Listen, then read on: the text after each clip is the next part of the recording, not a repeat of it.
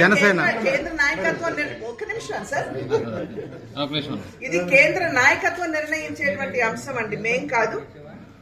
మా కార్యకర్త మనోభావాలు వారికి తెలియజేస్తాం, వారి నిర్ణయం తీసుకుంటాం. అంటే తెలంగాణ బీజేపీ పవన్ కళ్యాణ్ తో పొత్తును కొనసాగించమని వార్తలు వస్తున్నాయి.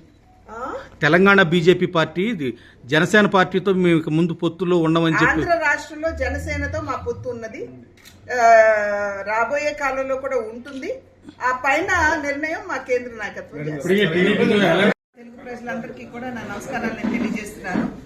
అధ్యక్షురాలుగా బాధ్యతలు చేపట్టిన తర్వాత రాష్ట్ర వ్యాప్తంగా పర్యటన చేస్తున్నటువంటి సందర్భంలో ఈ రోజు ఈ జిల్లాకి రావడం జరిగింది. ప్రధాన లక్ష్యం కార్యకర్తల్ని కలవడం, వారి మనోభావాలు అర్థం చేసుకోవడం, పార్టీని ఏ మేరకు బలోపేతం చేశారు, ఇంకా మున్ముందు ఏ రకమైనటువంటి కార్యక్రమాలు చేపట్టాలి అనేటువంటి వివిధ అంశాల మీద కార్యకర్తలతో డిస్కస్ చేయడానికి నేను రావడం జరిగింది.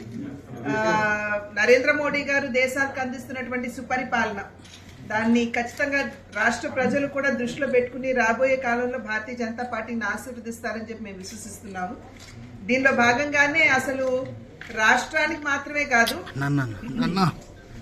ఈ జిల్లాకి ఏ మేరకు కేంద్ర ప్రభుత్వం సహకరించిందనేటువంటి విషయానికి కూడా ఇప్పుడు మేము వెళ్లేటువంటి మీటింగ్ లో ఇప్పుడు బిఎల్కి వెళ్తాము. నిమ్మకూరు దగ్గర మా తండ్రి గారి గ్రామం అది, అక్కడ జరిగినటువంటి అభివృద్ధి కార్యక్రమాన్ని సందర్శించి ప్రజలకి తెలియజేయాలి అని చెప్పి మేమందరం కూడా అక్కడికి వెళ్ళడం జరుగుతుంది. ఇప్పుడు ప్రధాని నరేంద్ర మోడీ గారు ఒక చక్కటి కార్యక్రమం వికసిత్ భారత్ అనేటువంటి కార్యక్రమాన్ని ప్రవేశపెట్టారు.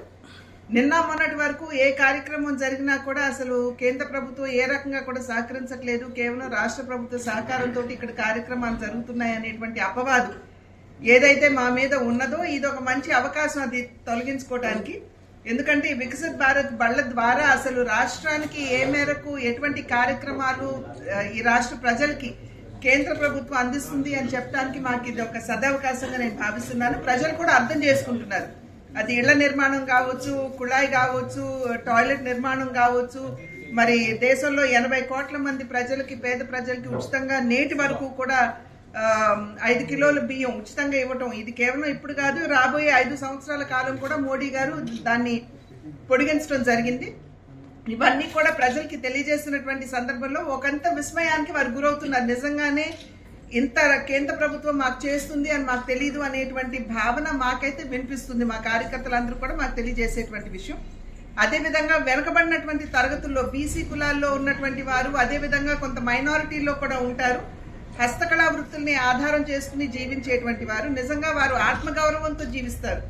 వారి కళా నైపుణ్యాన్ని విశ్వసించి వారి జీవనాన్ని గడుపుతారు. కానీ ఒకరి దగ్గరికి పోయి దేహి అంటూ చేయి జాపుకున్నటువంటి ఒక ఆత్మగౌరవంతో జీవించేటువంటి హస్తకళా వృత్తుల మీద ఆధారపడినటువంటి వారికి కూడా నరేంద్ర మోడీ గారు ఇప్పుడు విశ్వకర్మ యోజన అని చెప్పి ప్రవేశపెట్టడం జరిగింది.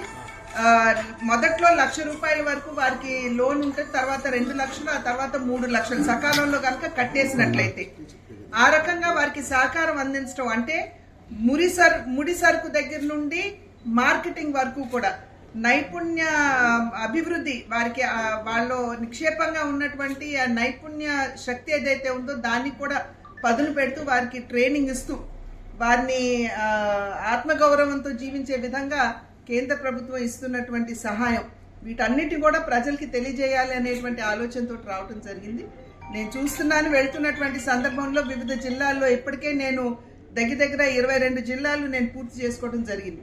చేసుకున్నటువంటి సందర్భంలో ప్రతి ఒక్కరూ కూడా చెప్తున్నటువంటి మాట, మేము ప్రతి జిల్లాకి వెళ్ళినప్పుడు ఈ జిల్లాకి పలానా అభివృద్ధికి ఇన్ని 100 కోట్లు కేంద్ర ప్రభుత్వం ఇచ్చింది అని చెప్పి చెప్పడం మేము చాలా గర్వంగా మేము భావిస్తున్నాము. ఎందుకంటే రాష్ట్ర ప్రభుత్వం చూసినట్లయితే అభివృద్ధికి తిలోదకాలు ఇచ్చేసి కేవలం జేబులు నింపుకునేటువంటి పని చేస్తూ అవినీతిలో కూరుకుపోయి విధ్వంసకర పాలనని, విద్వేషపూరిత పాలనని రాష్ట్ర ప్రజలకు అందిస్తున్నటువంటి సందర్భంలో మీరందరూ చూసే ఉంటారు. అభివృద్ధికి తిలోదకాలంటే రోడ్లు సైతం సరిగ్గా లేవు. అంతటి అధ్వానమైనటువంటి పరిపాలనని ప్రజలకు అందిస్తున్నటువంటి సందర్భంలో తప్పకుండా ప్రజలు ఆలోచిస్తారని మేము విశ్వసిస్తున్నాం. Please subscribe .news.